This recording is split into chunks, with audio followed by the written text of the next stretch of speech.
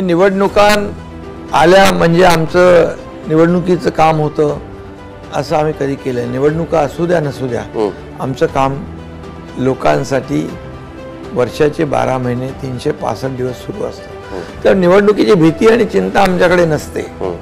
आम्ही काम करतो, कामाच्या जोरावर विकासाच्या मुद्द्यावर आम्ही ही निवडणूक लढवतो. आणि ज्या योजना ज्या शेतकऱ्यांच्या असतील, इतर जे काही इन्फ्रास्ट्रक्चर प्रकल्प असतील जे महाविकास आघाडीने बंद केले होते ते आम्ही सुरू केले, जे जनतेच्या हिताचे होते.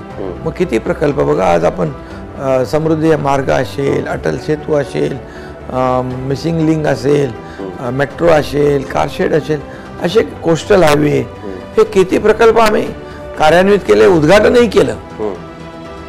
आणि जर सरकार बदललं नसतं तर हे प्रकल्प असेच खितपत पडले असते.